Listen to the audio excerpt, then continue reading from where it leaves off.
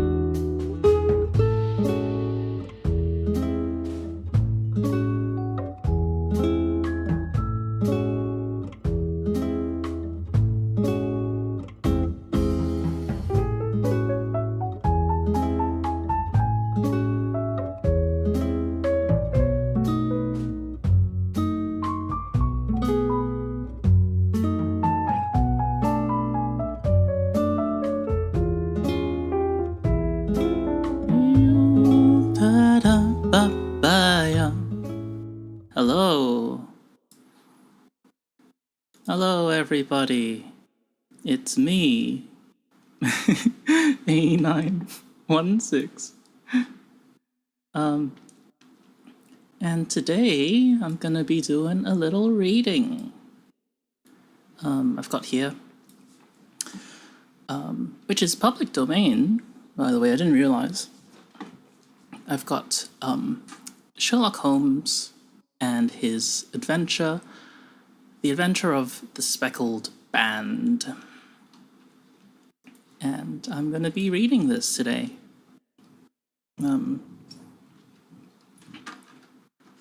Yeah, settle in and enjoy. Okay, here we go. In glancing over my notes of the 70-odd cases in which I have, during the last 8 years, studied the methods of my friend Sherlock Holmes, I find many tragic, some comic, a large number merely strange, but none commonplace. For working as he did, rather for the love of his art than for the acquirement of wealth, he refused to associate himself with any investigation which did not tend towards the unusual, and even the fantastic. Of all these varied cases, however, I cannot recall any which presented more singular features than that which was associated with the well-known Surrey family of the Roylotts of Stoke Moran. The events in question occurred in the early days of my association with Holmes, when we were sharing rooms as bachelors in Baker Street. It is possible that I might have placed them upon record before, but a promise of secrecy was made at the time, from which I have only been freed during the last month by the untimely death of the lady to whom the pledge was given. It is perhaps as well that the facts should now come to light, for I have reasons to know that there are widespread rumours as to the death of Dr. Grimsby Roylott, which tend to make the matter even more terrible than the truth. It was early April, in the year of '83, that I woke one morning to find Sherlock Holmes standing, fully dressed, by the side of my bed. He was a late riser, as a rule, and as the clock on the mantelpiece showed me that it was only 7:15, I blinked up at him in some surprise, and perhaps just a little resentment, for I was myself regular in my habits. "Very sorry to knock you up, Watson," said he, "but it's the common lot this morning. Mrs. Hudson has been knocked up, she... excuse me. Mrs. Hudson has been knocked up, she retorted upon me, and I on you." "What is it, then? A fire?" "No, a client. It seems that a young lady has arrived in a considerable state of excitement, who insists upon seeing me. She is waiting now in the sitting-room. Now, when young ladies wander about the metropolis at this hour of the morning and knock sleepy people up out of their beds, I presume that it is something very pressing which they have to communicate. Should it prove to be an interesting case, you would, I am sure, wish to follow it from the outset. I thought, at any rate, that I should call you and give you the chance." "My dear fellow, I would not miss it for anything." I had no keener pleasure than in following Holmes in his professional investigations, and in admiring the rapid deductions, as swift as intuitions, and yet always founded on a logical basis with which he unravelled the problems which were submitted to him. I rapidly threw on my clothes and was ready in a few minutes to accompany my friend down to the sitting-room. A lady dressed in black and heavily veiled, who had been sitting in the window, rose as we entered. "Good morning, madame," said Holmes cheerily. "My name is Sherlock Holmes." I don't want to do that voice from the hallway, do I? What kind of voice does a Sherlock have? "My name is Sherlock Holmes. This is my intimate friend and associate, Dr. Watson, before whom you can speak as freely as before myself. I am glad to see that Mrs. Hudson has had the good sense to light the fire. Pray, draw up to it, and I shall order you a cup of hot coffee, for I observe that you are shivering." "It is not cold which makes me shiver," said the woman in a low voice, changing a seat as requested. "What, then?" "It is fear, Mr. Holmes. It is terror." She raised her veil as she spoke, and we could see that she was indeed in a pitiable state of agitation, her face all drawn and grey, with restless, frightened eyes, like those of some hunted animal. Her features and figure were those of a woman of 30, but her hair was shot with premature grey, and her expression was weary and haggard. Sherlock Holmes ran her over with one of his quick, all-comprehensive glances. "You must not fear," said he soothingly, bending forward and patting her forearm. "We shall soon set matters right, I have no doubt. You have come in by train this morning, I see. You know me, then?" "No, but I observed the second half of a return ticket in the palm of your left glove. You must have started early, and yet you had a good drive in a dog-cart along heavy roads before you reached the station." The lady gave a violent start and stared in bewilderment at my companion.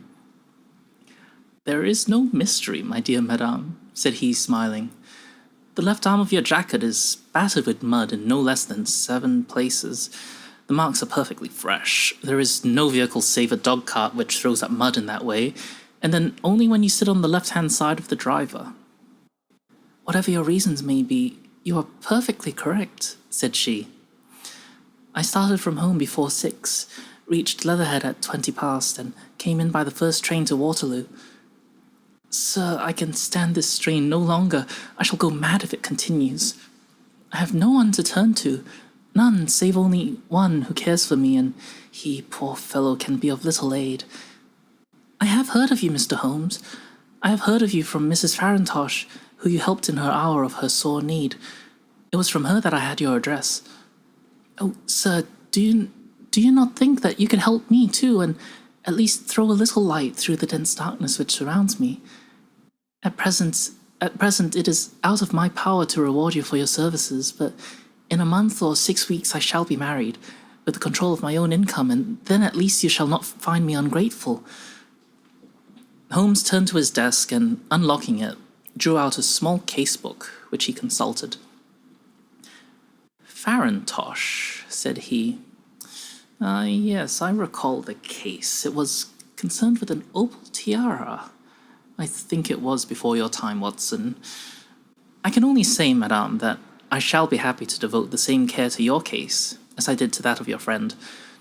As to reward, my profession is its own reward, but you are at liberty to defray whatever expenses I may be put to, at the time which suits you best. And now I beg that you will lay before us everything that may help us in forming an opinion upon the matter." "Alas," replied our visitor, "the very horror of my situation lies in the fact that my fears are so vague, and my suspicions depend so entirely upon small points which might seem trivial to another, that even he to whom of all others I have a right to look for help and advice looks upon all that I tell him about as the fancies of a nervous woman. He does not say so, but I can read it from his soothing answers and averted eyes. But I have heard, Mr. Holmes, that you can see deeply into the manifold wickedness of the human heart. You may advise me how to walk amid the dangers which encompass me." "I am all attention, madame." "My name is Helen Stoner, and I am living with my stepfather, who is the last survivor of one of the oldest Saxon families in England, the Roylotts of Stoke Moran, on the western border of Surrey." Holmes nodded his head. "The name is familiar to me," said he. "The family was at one time among the richest in England, and the estates extended over the borders into Berkshire in the north and Hampshire in the west." Wait, who's this talking? This is Helen, right? Yeah, this is Helen, okay. In the west. In the last century, however, 4 successive heirs were of a dissolute and wasteful disposition, and the family ruin was eventually completed by a gambler in the days of the Regency. Nothing was left, save a few acres of ground and the 200-year-old house, which is itself crushed under a heavy mortgage. The last squire dragged out his existence there, living the horrible life of an aristocratic pauper.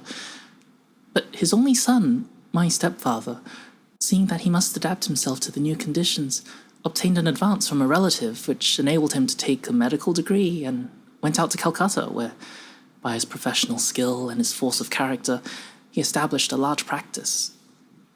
In a fit of anger, however, caused by some robberies which had been perpetrated in the house, he beat his native butler to death and narrowly escaped a capital sentence.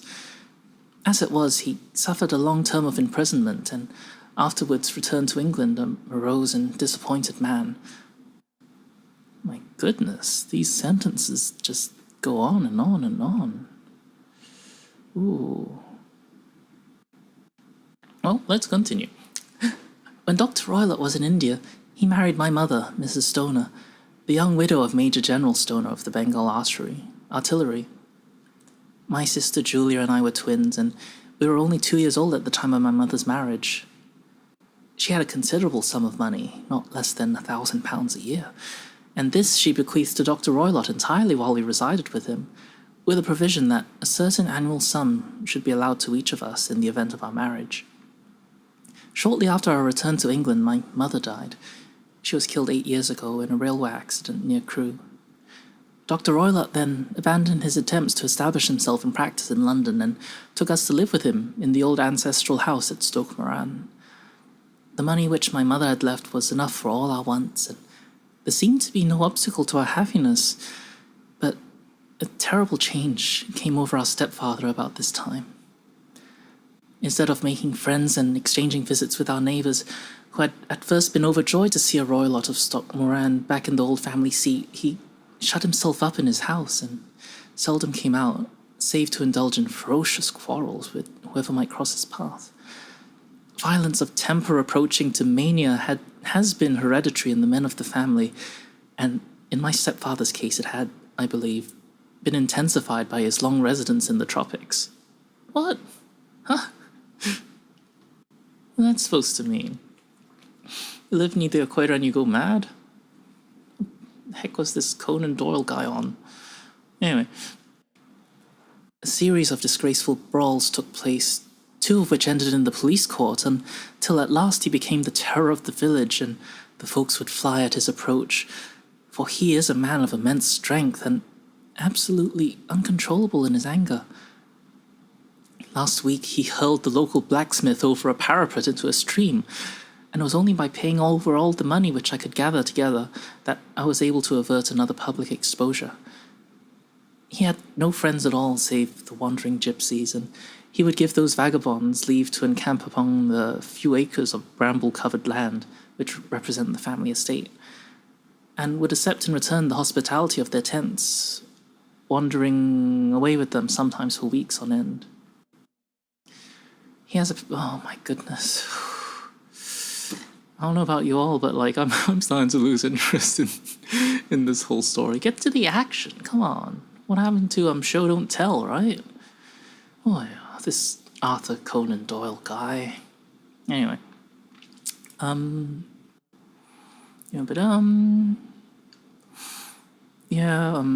me see if I can just summarize this part. It seems that Helen's sister is dead, and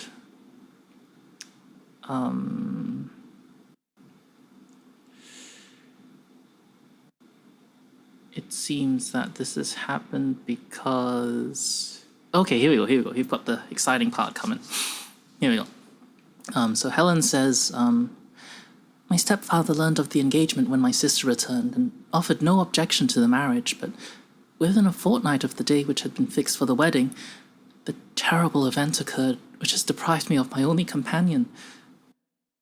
Sherlock Holmes had been leaning back in his chair with his eyes closed and his head sunk in a cushion, but he half opened his lids now and glanced across at his visitor. Pray, be precise as to details, said he. It is easy for me to be so, for every event of that dreadful time is seared into my memory. The manor house is, as I have already said, very old, and only one wing is now inhabited. The bedrooms in this wing are on the ground floor, the sitting rooms being in the central block of the buildings.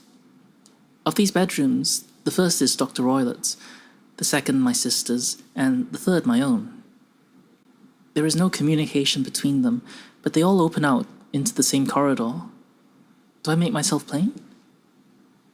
Perfectly so. Right, let me What she just say? What did I just say that she said? There's 3 bedrooms. There's Dr. Roylett's, the sister, and then Helen's. And they all open up into the same corridor. Okay, cool. Let's continue. So Sherlock says, perfectly so. The windows of the 3 rooms open out upon the lawn. That fatal night, Dr. Roylott had gone to his room early, though we knew that he had not retired to rest, for my sister was troubled by the smell of the strong cigars which it was his custom to smoke. She left her room, therefore, and came into mine, where she sat for some time, chatting about her approaching wedding. At 11 o'clock she rose to leave me, but she paused at the door and looked back.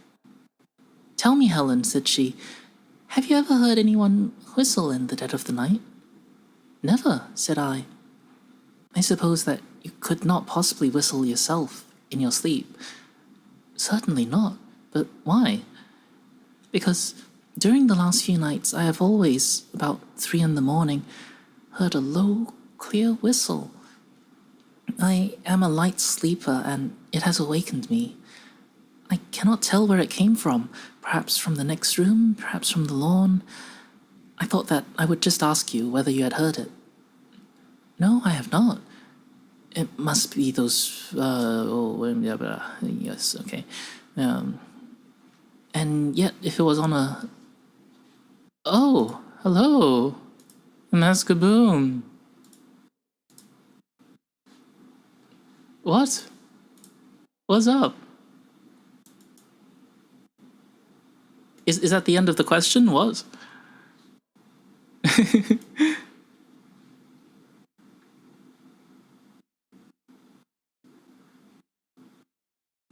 Yeah, I'm reading. I'm reading a book.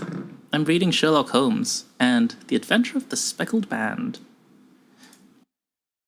I don't know, I just wanted to read something, you know? Initially I wanted to read The Hobbit, but it looks like it's not open source. It's not public domain except like in Canada and a couple other countries. But Sherlock Holmes is, so, you know. I mean, what would you suggest instead? It is getting a bit dry. I gotta admit, this Arthur Conan guy, just rambles on and on and on and on and on. Like, come on. I said earlier, like, you know, show don't tell, right?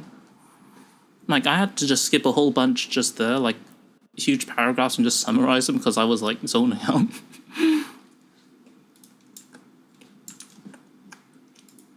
You know what? Actually, Christie, like Agatha, let me have a look. That could be probably more fun. Agatha Christie, public domain. So, only 2 of them, which are her 2 earliest ones, it looks like. And I wonder, I don't know if those are like Poirot or other famous characters. Are there more now? So, from this Reddit post from 2 years ago, it says, in the US, there are 7 in public domain. Maybe I'll just... Actually, if I go to a wiki article, maybe that'll be faster to see, like, which characters are in which stories. Shoshomachi kudasai. Hi, works. Here we go. Bibliography. Okay, here we go. So, it looks like up to the ones up to 1926, which are we have a Poirot, a Tommy and Tuppence, a Poirot, a Colonel Race, a Superintendent Battle, and then another Poirot.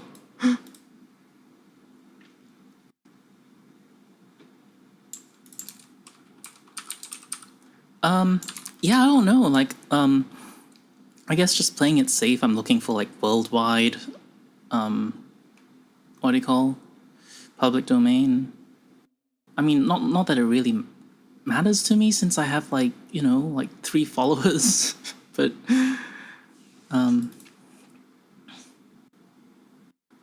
I think it does. Like, I think it does matter. I think you do need it either needs to be public domain or you need to get permission to read it. Oh, that's interesting. But in that case, wouldn't everyone just be like, you know, streaming whatever TV or whatever they wanted on their channel, then just like not keep as a VOD?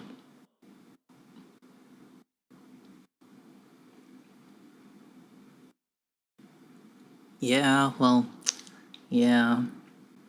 Can thank I think it's Disney, right? Disney and others. Disney et al. You can thank for that. Oh, yeah. I guess tonight, like, I just wanted to, you know, like, put something on that was, like, don't need to worry about, think about. But, and, like, I didn't, like, scan through this story before I started reading it. I just started and, like, I get one page into it, I was like, oh, God, shiver me timbers, this was a mistake.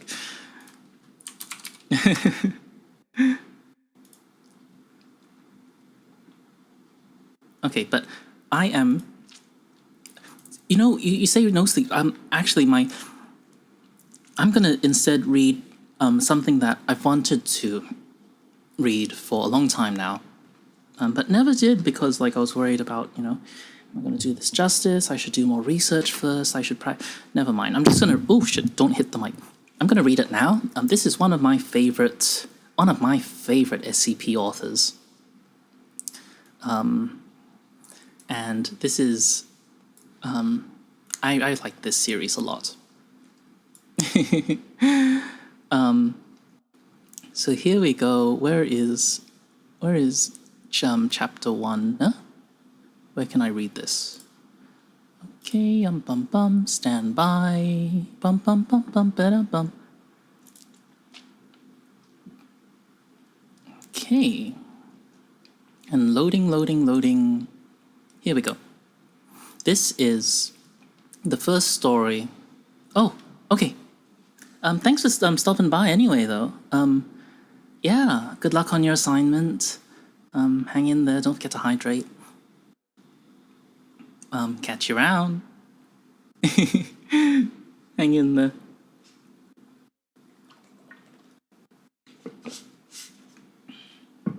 Bye.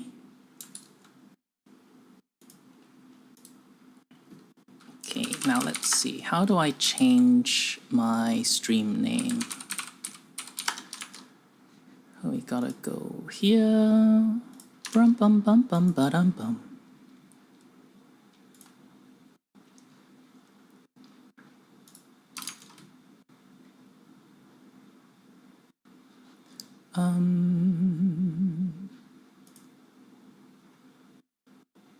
Where is my stream?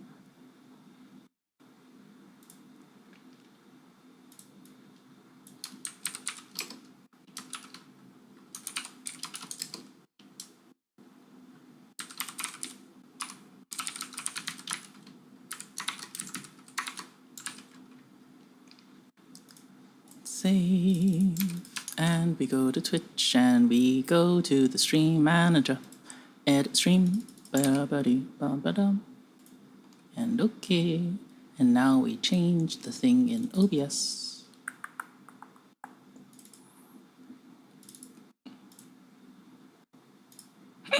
Oh, excuse me. How do I edit this? Oh no, is it not letting me edit it? Uh-oh. Ooh.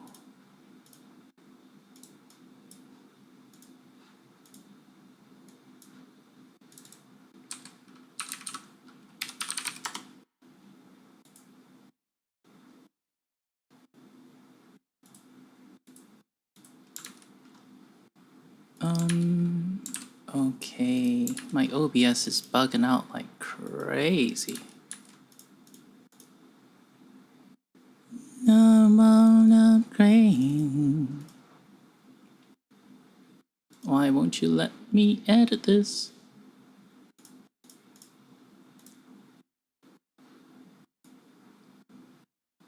I swear this thing is gonna crash if I keep fiddling with it. Oh wait, I can edit it here? Oh, good. Poggers. SCP, SCP, quantums, antimemetics. Okay. Oh dear. Let's lock that. And let's move this here. Here. With the rotic R. Here. Okay.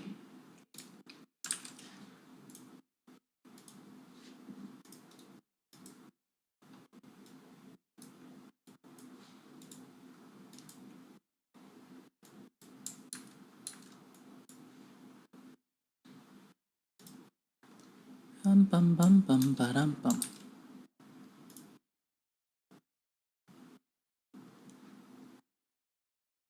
Okay, here we go.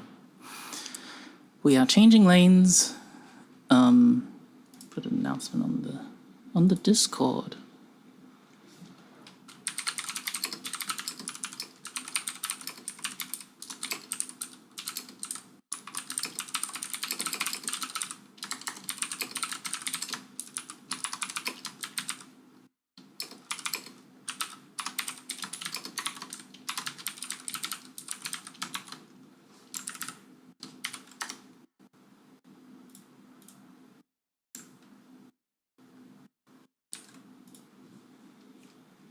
So here we go. This is the Antimemetics. There is no Antimemetics division by Quantum. And this is the first story in that series. We need to talk about 55. Can I smoke? This time, the receptionist narrows her eyes at Marion. No, she says. No, you can't smoke anywhere on Site 200. Just because it's an administration building doesn't mean we don't have lungs, or labor law. Marion noticed the exasperation on the young woman's face. I've asked you that before, haven't I? Twice in the last quarter hour, the receptionist says. You must really need a smoke. She's genuinely puzzled at the repeated question, and she's doing a bad job of concealing her puzzlement. You think this is like Memento, don't you? Marion offers charitably. You think I have no long-term memory, and if I stay in one place for too long, I forget why I'm there. The receptionist is only just old enough to remember that film. I guess? Marion smiles sympathetically and shakes her head. It's nothing so simple. Minutes pass. She toys obsessively with her lighter. She is turning 50 this year and slowly graying, well on her way out of petite towards little old lady. In her bag, her phone beeps because it's time for a pill, but she tells it to remind her later. There is a slight tremble in her fingers, but that's not age-based infirmity. That's just ordinary nerves. She's nervous because she's here to meet an O5, and O5s are scary. O5s never want to see you for a small thing. It's the end of the world, or nothing. Finally, 40 minutes late, the door to the inner office opens. 4 or 5 high-ranked foundationers spill out, carrying laptops or briefcases. As a group, they head straight past reception and out to cars which are waiting. Marion recognizes a few of the faces. The Site 19 site director, the head recruiter for Western Europe. None of them glance in her direction. Once they're gone, 058's assistant pokes his head around the door. He's 20-something, improbably youthful, like a teenager stuffed into one of his dad's business shirts. His haircut is barely regulation. In one hand, he holds a tablet computer showing his boss's day planner. It's packed. The man evidently does not sleep. Marion, you can come through now. The office door closes behind them with an unusually heavy mechanical clunk, as if the whole thing is part of a machine built into the office walls. While Marion takes the indicated chair and sets her bag down, the assistant turns and does some confusing additional things to the door, causing it to make several further strange noises. O5s have non-trivial privacy and security requirements. The office is spacious, but somehow contrives to be dark, despite two big corners of window and broad daylight outside. The walls are all bookshelves and dark wood paneling, perfectly stylish, but a style from the 90s, a little worn and not yet old enough to be fashionable again. As for the fellow behind the desk, well, an O5 never looks like you imagine. Marion takes a deep breath. So, what's the topic? All I got was the meeting invitation, no agenda or subject. I mean, an O5 says jump, you jump, but looking to her right, she notices that the assistant, without saying anything or making any undue noise, has set his tablet down on a table, produced a gun, and aimed it at her head. Marion stops talking. She sits still in her chair for a little while, absorbing the change of pace, letting her heart rate rise to a hummingbird's and then start to flatten again. Okay, she hazards. She licks her lips and grips the armrests, otherwise staying perfectly still, waiting for another prompt.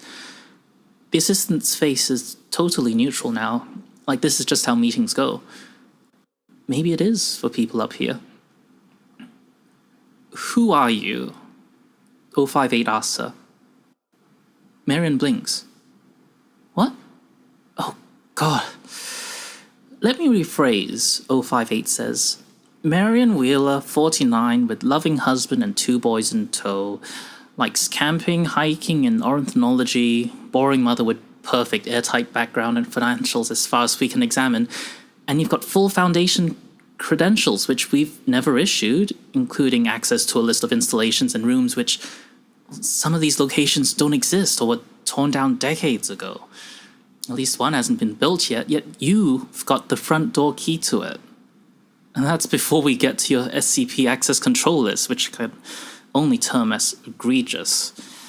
So you're a spy, and your objectives are misaligned with ours, and Clay wanted to cut C3 loose on you, but I was able to bring him around. I talked him into a face-to-face. I thought there was a slim chance that if we locked you in a bomb-proof room and asked politely, you'd have the good sense to spare yourself the rest. Marion has long since stopped listening.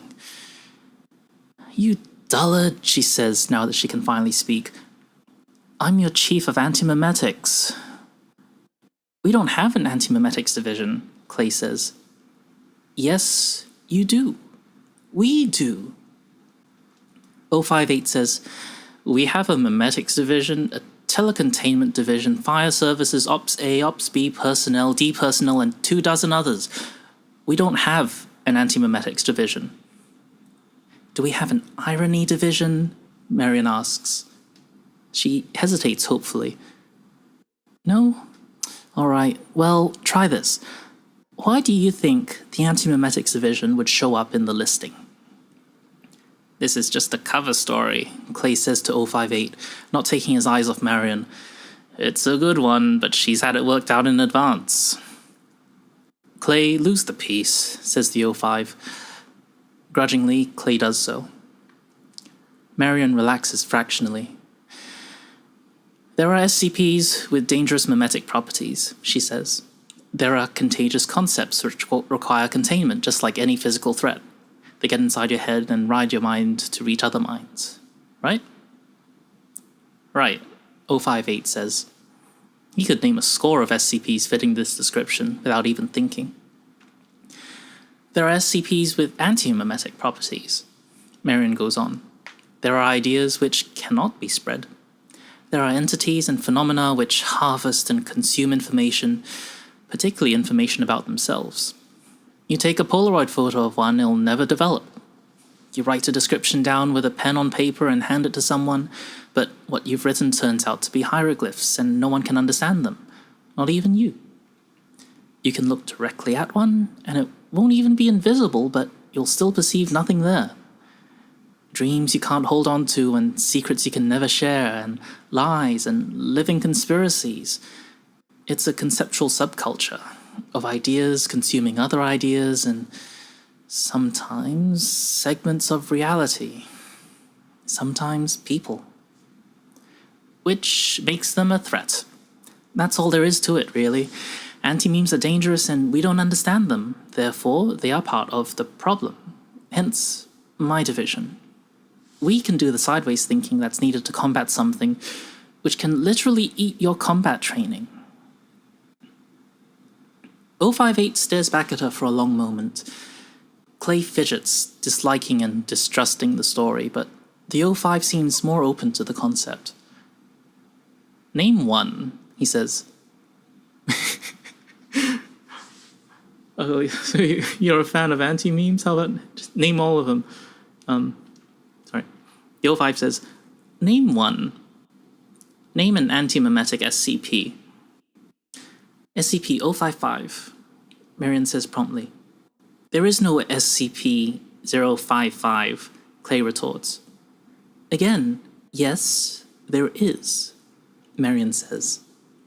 There isn't, Clay asserts. SCP numbers aren't assigned sequentially, there are gaps. That number hasn't been assigned.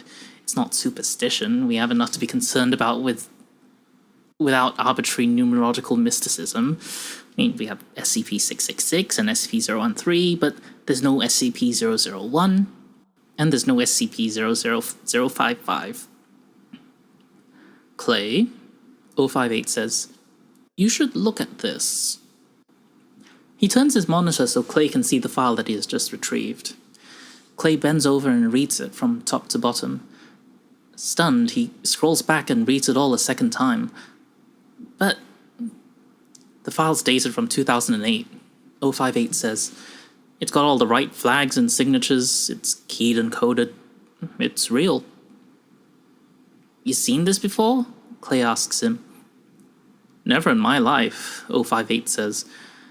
As far as I can remember, anyway.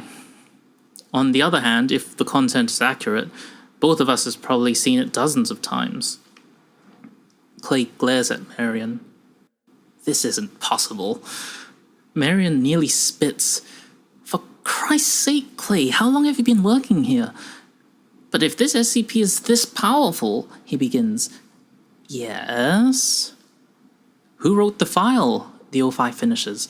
And for that matter, how was the interview conducted, and who is Bartholomew Hughes? And more importantly, how do you, Mrs. Wheeler, retain knowledge of any of this? Bart Hughes wrote the file. He's dead, Marion says. What happened to him? You don't want to know.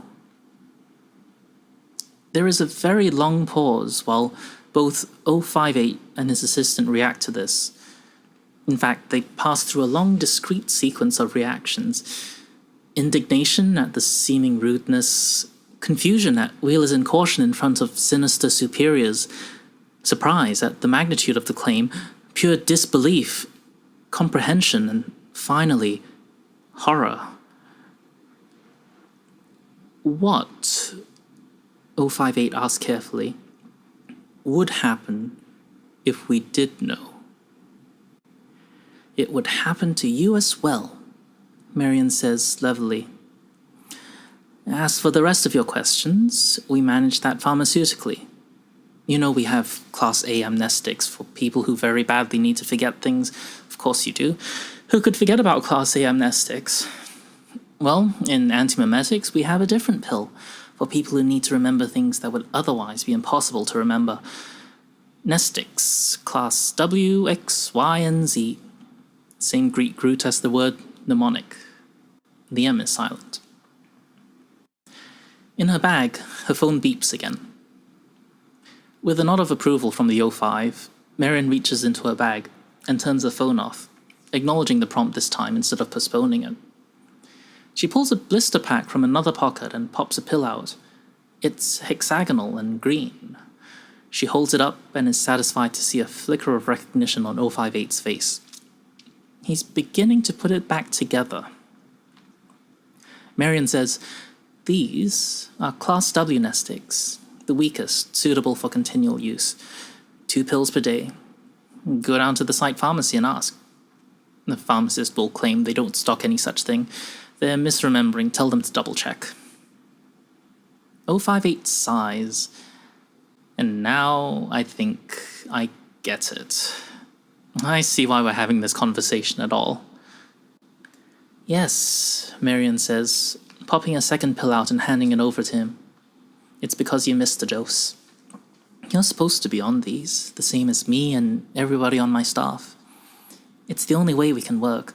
You forget to take a pill, and then you forget all the information that the pills were helping you retain. You forgot why you were taking them, who gave them to you, where to get more. You forgot about me and my entire department. Now I have to bring you up to speed." "And if I take this," 058 says, "I'll remember this whole conversation, and we won't have to have it again." "Hopefully not," Marion says. Clay pipes up. Should I be taking those?" "Sorry, kiddo," 058 says. "Need to know. Maybe when you're an 05 yourself." He swallows the pill. Marion swallows hers, too. "So what is SCP-055? SCP-055 is nothing," Marion says, now relaxing entirely. SCP-055 is, as described in the file, a powerful information autosuppressor. As far as experimentation has uncovered, it can only be defined in negative terms. It can only record what it isn't. We know it isn't safe or Euclid. We know it isn't round or square or green or silver. We know it isn't stupid. And we know it isn't alone. But what we do know is that it's weak. It's weak because it's the only antimemetic agent in our possession which has a physical entry in the files. We have paper records of the thing. We have containment procedures. It's not safe, which means it's dangerous, but it's contained.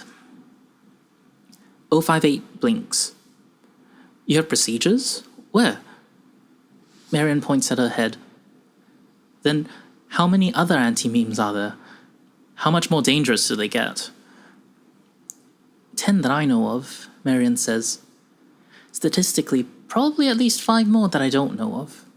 This does not count the antimemetic entities freely roaming the halls, not under containment. There are at least 2 in this room with us right now. Don't look. I said don't look, it's pointless." 058 does an impressive job of controlling himself, keeping his attention focused on Marion. Clay doesn't fare so well and quickly sweeps the whole room, even checking behind his back, making an ass of himself, essentially. He finds nothing. He looks baffled. "There is an invisible monster which follows me around and likes to eat my memories," Marion explains patiently. "SCP-4987. Don't look it up, it's not there. I've learned to manage with it. It's like a demanding pet. I produce tasty memories on purpose so it doesn't eat something important, like my passwords or how to make coffee." "And what's the other one?" Clay asks. With another nod from 058, Marion goes to her bag again. This time, she pulls out a gun and shoots Clay twice in the heart. More gasp than in pain, Clay collapses sharply against the bookcase behind him. Pulling his head around to face Marion, he manages, "How did you know?" Marion stands, aims more carefully, and shoots him a 3rd time, this time in the head. 058 again does an impressive job of not reacting.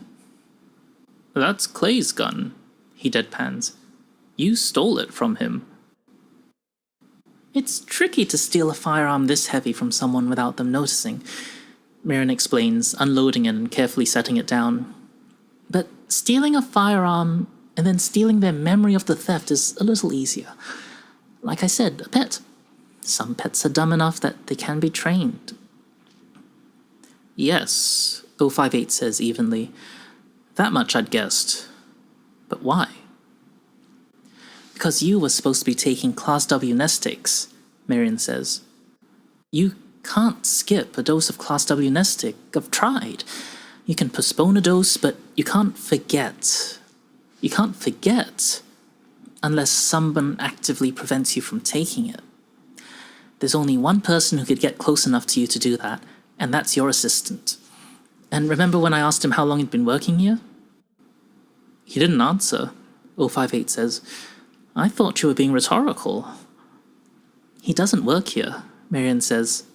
He's an anti-meme. Since when do you have an assistant? You don't have an assistant, Brent. Look at this office. It's got one desk.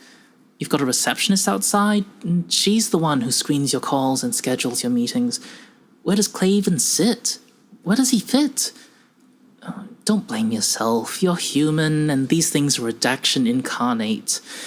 You need to think like a space alien to get around them. 058 asks a question which, in any other workplace, would be absurd. Is he dead? Maybe, Marion says. I can put his corpse in our research queue, and we'll see what we can see when we open him up. There's a duality here, though. They're like parallel universes sharing the same space. It's conceptual versus concrete, figurative versus physical. It's very unusual for things to cross over. I don't know what Clay was, but he had a human body, which instantly makes him weird, even by our standards. As ever, the search for stalemate continues. I will let you know if we get any closer. Any side effects of these pills? 058 asks. Nausea, and dramatically increased risk of pancreatic cancer, Marion says. And very bad dreams.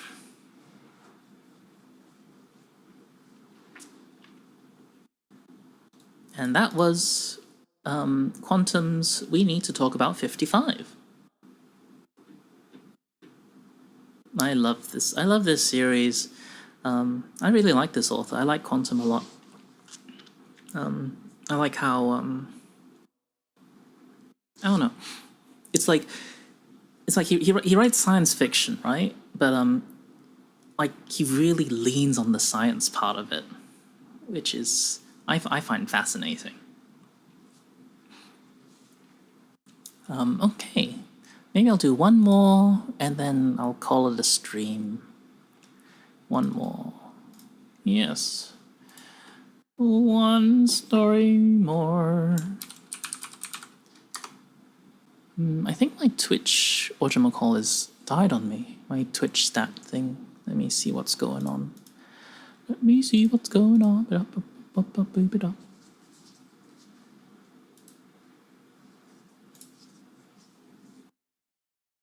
All right.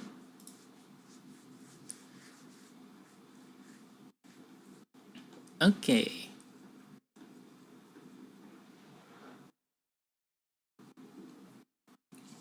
So here's one more story for y'all. This one is also from There Is No Antimemetics Division by Quantum. And this story is called Introductory Antimemetics. You get some water.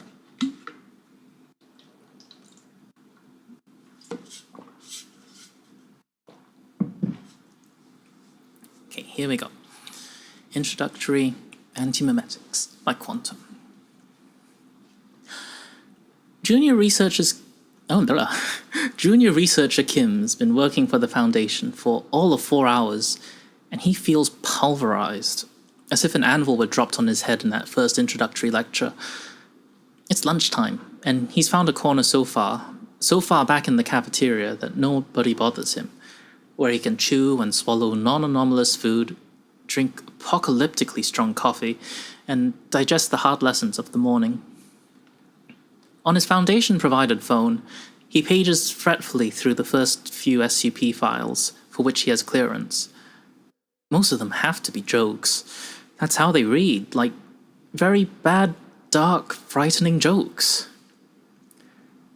Kim's one of 11 junior researchers in the new intake, and the other 10 are sitting in a separate group at a separate table, chatting animatedly to one another. There are some instructors here and there munching sandwiches. Other than them, the cafeteria, large enough to sit 200 people or more, is deserted. To Kim, that seems odd. Site 41 is large, 3 skulking buildings with significant basement space, buried casually in the forests of central Colorado. Where is everybody? A man in a grey suit walks into the cafeteria, makes eye contact with Kim, and strides purposefully over. The man's suit is sharp enough to cut. He wears a tie pin and a platinum wristwatch as big as a brick. He looks badly misplaced. Site 41 is a working site. There's training, education, research, development, analysis, and even the containment of a very few safe SCPs going on here. Executives shouldn't ever be here. So what is he? A lost exec trying to find the helipad? Or a researcher or instructor dressing for the job he wants, not the job he has? Hell of a first day, the man says, holding a hand out. Alistair Gray, with an E. Kim, says Kim. Paul Kim. Good to meet you. What accent is that, if you don't mind me asking? Kim blinks. New York, he said. I can't do a New York accent. You'll just have to imagine. Theater of the mind, or something. New York, he says. I'm from New York. Are you the site director? You seem on edge. Well, that figures, doesn't it? Kim asks. You must know how that intro goes. It's like an atom bomb to the ego. I just had almost everything I know overturned. Turns out I've spent my entire adult life being protected from dangerous knowledge, as if the whole outside world is a ball pit for under sevens. Stepping out of that has been humiliating to start with, and he blinks again. Hey, what do you do here exactly? You didn't answer my question.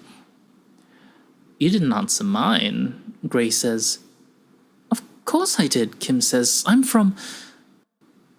And then he just stops, his train of thought running off the end of the track into air. It's on the tip of his tongue, the answer to Gray's question, but he can't get the words out. That's weird, he says, shaking his head. At this point, he also notices that Gray isn't wearing his badge. This could be an honest mistake, albeit an extremely serious one, but surely execs don't get to the executive level without being scrupulously correct in everything they do. Who are you? Kim asks again. Your life story was fascinating. What? You spoke 4 languages, Gray tells him. 1 now, and soon 0. Too huge an intellect to specialize. Your education was a fusion of biochemistry and comparative literature. You felt as if you'd die if you couldn't find more foreign thoughts to cram into your head. You've been all over the world, hungry, and every country you've ever been to was like landing on another planet. You toy with anthropology, but there's too much world for one human race to ever understand, let alone one human. There's too much human race. We should pare it down. Kim nods. Would you excuse me for just 1 second? He gets up and hurries to another table, to the instructor whom he met earlier that day. When Kim gets close to her, he feels a kind of staticky sensation building up. He tries to shake her shoulder and succeeds in moving it a little, but it's like reaching through tar. Hey, there's a problem. There's an intruder. I think it might be an SCP. Doc, look at me. Hello? She doesn't react. He tries the gaggle of fellow newcomers as well, but they keep chattering and hypothesizing, oblivious to him shouting and clapping in their ears. Hey, people, listen to me. No. He looks back. Gray has stood up and started moving towards him, still with that confident smile. And there's definitely something wrong with him now, because he's visible through the tables, like an augmented reality holoprojection jammed inside Kim's eyeball. Kim realizes with a stab of fear that he can even see Gray when he blinks. His eyelids close, but Gray is still there, an apparition in what for all of Kim's life has totally been personal, private darkness.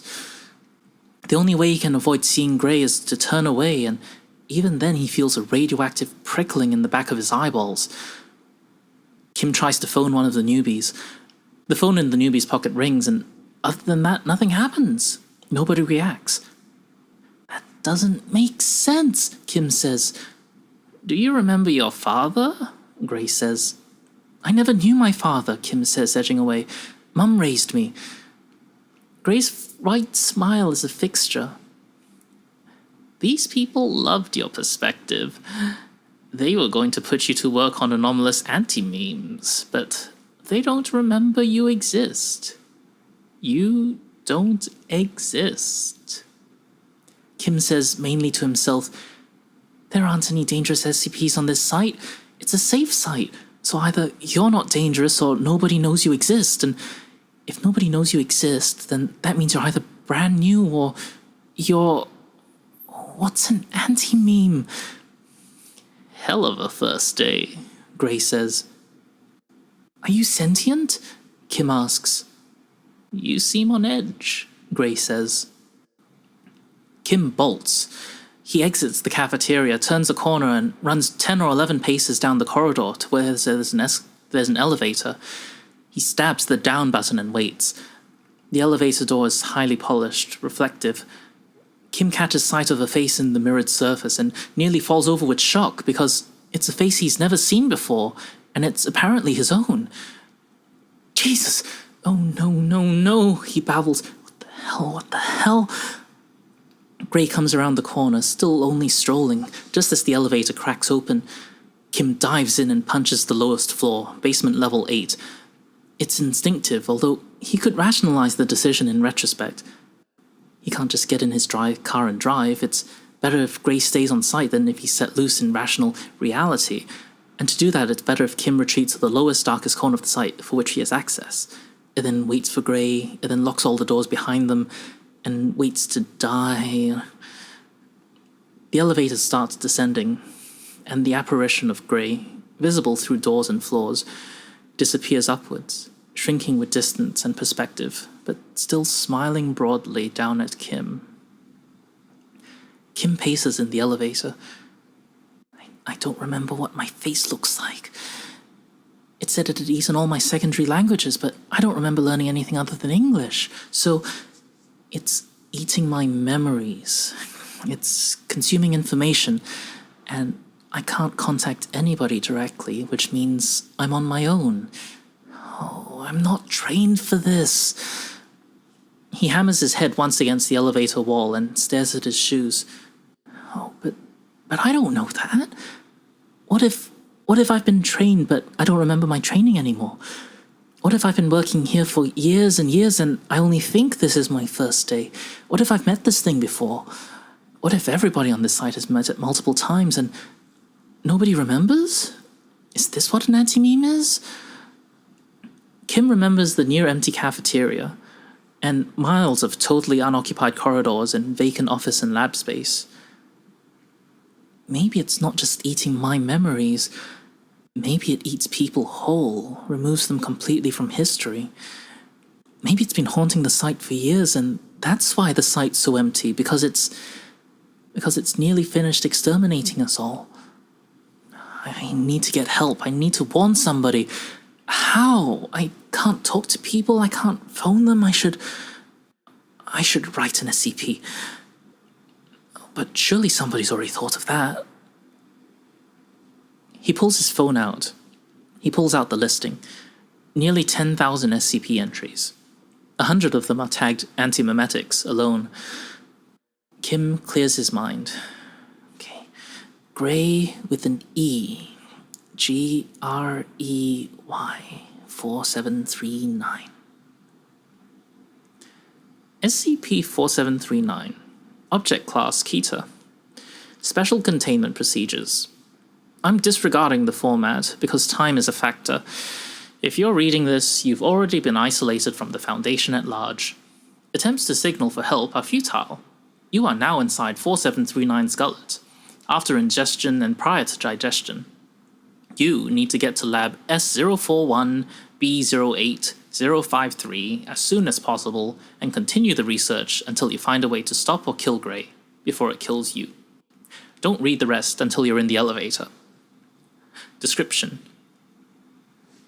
At that moment, the elevator doors open at basement level 8.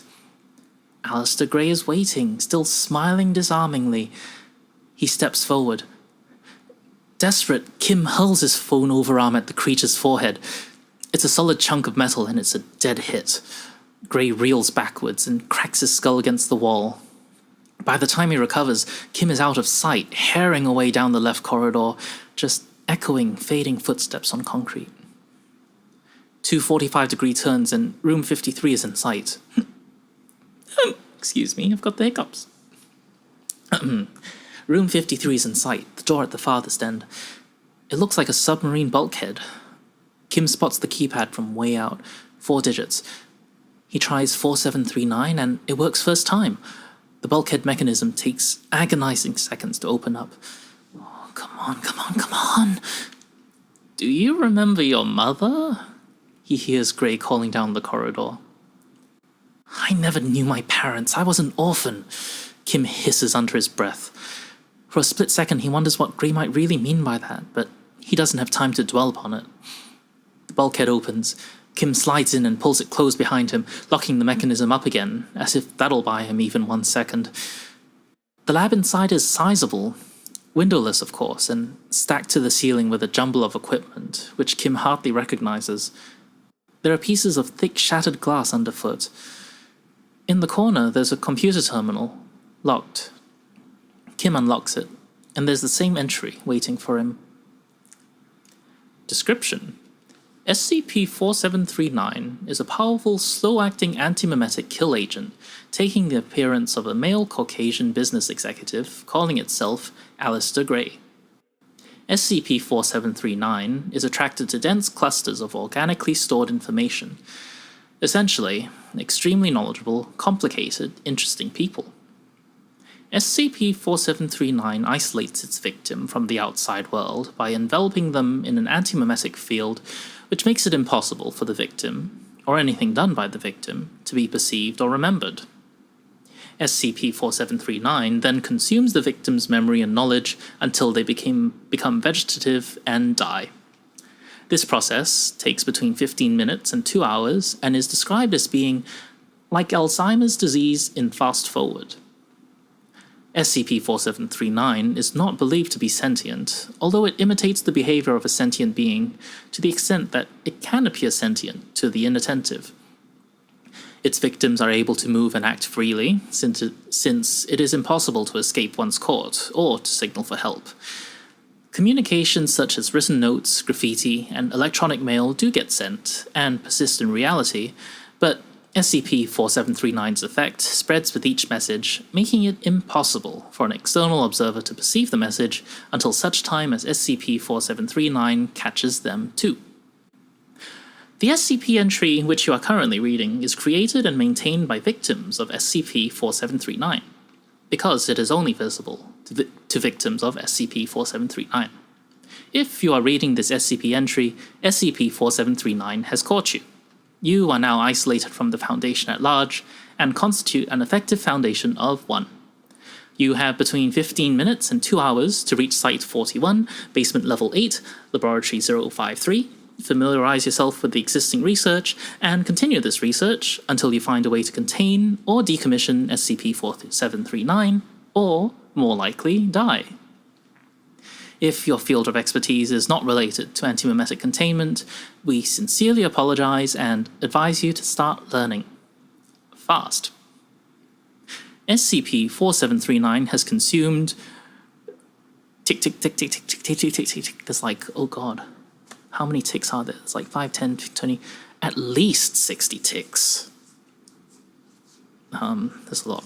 SCP-4739 has consumed 60, 70 odd Foundation researchers since we started counting on August 3rd, 2013. If you are reading this entry for the first time, please add a mark. We estimate at least 50% of victims never make it as far as this database entry, so the true victim count is more than twice this figure. But how do I kill it? Kim screams. He scrolls and scrolls through the research, which is chaotic and haphazardly arranged because nobody has found the spare seconds to sort it out. There are dozens of separate lines of research, contributed in patchwork by a succession of victims, all ending with variations on the same final line. I'm going to try X. If you're reading this, X didn't work and I'm dead, which means approach X is a dead end and you have to think of something else. He reads. Nobody has succeeded in physically engaging with Gray. Nobody can stall it, evade it, slow it down, reason with it, or redirect it to some other target. People have tried poisoning their memories with indigestible ideas, drip-feeding their memories to Gray to slow him down, replacing their memories faster than Gray can eat them, and force-feeding Gray too many memories at once to overfeed and blow him up. They've tried committing suicide by Class A amnestic overdose. None of it worked. More than 100 people, most of them apparently possessing doctorates, have slid into the maw of this thing, fought briefly, and, with a greater or lesser degree of dignity, died. There are no remaining untried threads. I'm fucked, Kim concludes. He glances up. Gray's not in the room yet, but Kim can see him strolling down the last stretch of corridor. He's a totally intangible being. Physical obstructions are irrelevant to him. He can't be hurt. Kim clutches the pocket where he used to keep his phone. Wait a second. He scrolls again. He finds the 3 or 4 sad, desperate wretches who die confronting Gray physically. Combat knife and Glock. Baseball bat. Kim looks up and checks the room. Sure enough, the bat's there, rolled under a table. One man, an elderly botanist far out of his depth, said he was just going to try whatever he could find that was heaviest. That explains the shattered CRT television and the light layer of thick glass on the floor near the bulkhead. There's even CCTV footage of the botanist's attempt. He accomplishes literally nothing. Gray is a holographic ghost, and the CRT drops right through him, imploding when it hits the floor at Gray's feet. The botanist spends the rest of the video's running time huddled in a corner, gradually losing his mind while Gray watches placidly.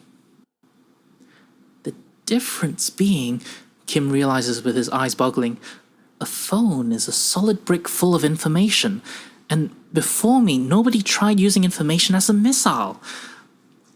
Kim searches for the experiments, several of them scattered, where the victim tried to divert Gray to a different data source. The general idea seemed to be to overload Gray by pointing him at something containing too much information. The internet, or the terabit feed from a live particle accelerator experiment, or a stack of hard drives containing the first few quadrillion binary digits of pi. But nobody could figure out a way to distract Gray's attention. Prominently placed screens full of data he would ignore. Data beamed at him electromagnetically. Radio, laser, had no effect. And nobody could figure out a way to tunnel the information in through the victim's mind as extra memories. It was written off as impossible, closed as a line of investigation. The hard drives, Kim finds, are right there on the workbench next to the computer. It's a half-rack unit, a cuboidal block of metalwork as big and heavy as a bowling ball. One of the most ineffective conceivable melee weapons. Kim snatches up the 3 longest pieces of Ethernet cable he can find and starts plaiting them into a chain. Then he remembers who he is and where he is and what his responsibilities are. He goes to the computer, to the SCP entry, adds himself to the victim tally, and writes up exactly what it is he's about to try.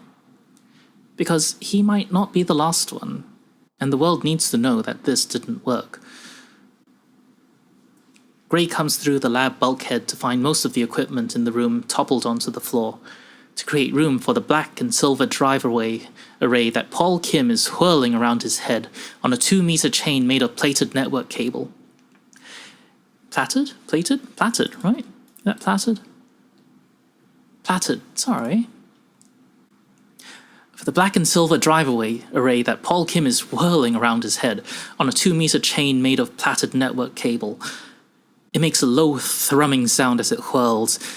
Gray is not intelligent enough to stop moving forward and catches the array directly in the side of his head, rack mount point first, like a morning star.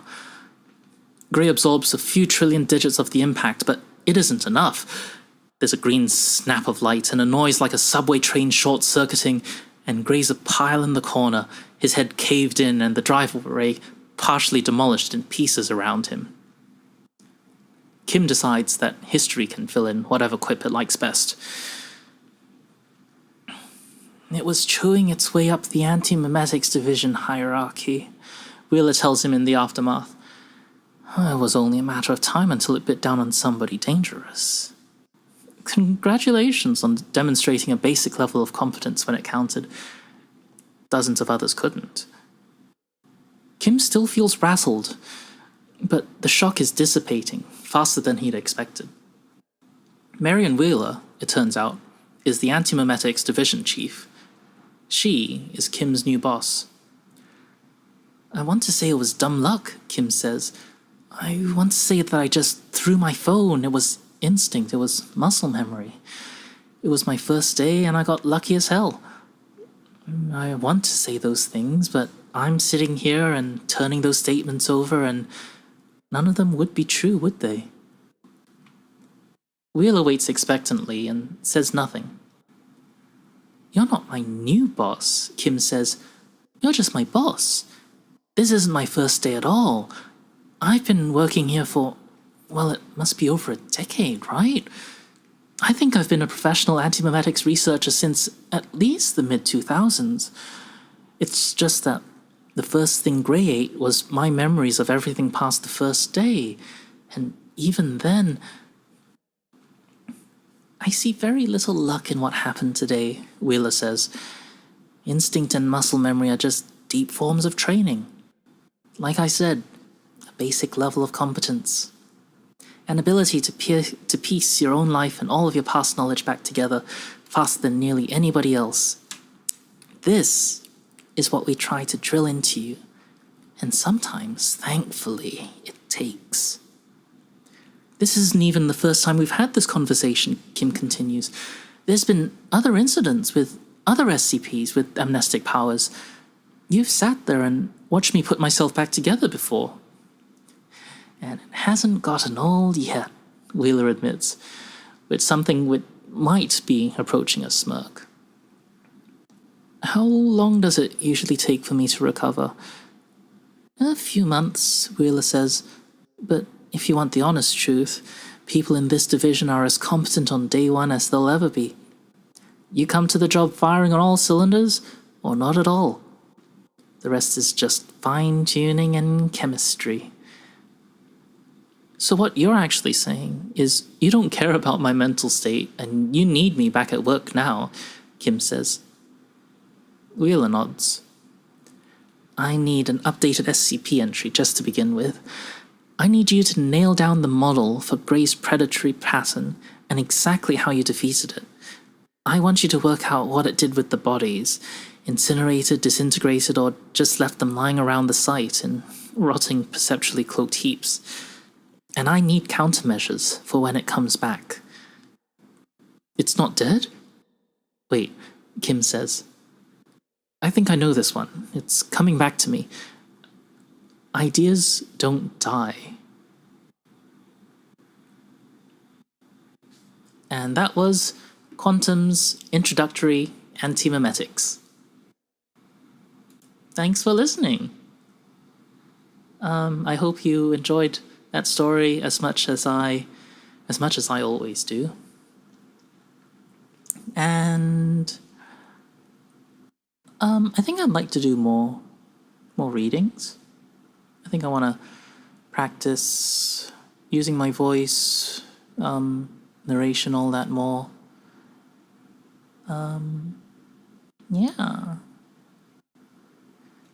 So I guess I will see y'all in the next live reading. Thanks for dropping in. Bye-bye for now. Janet.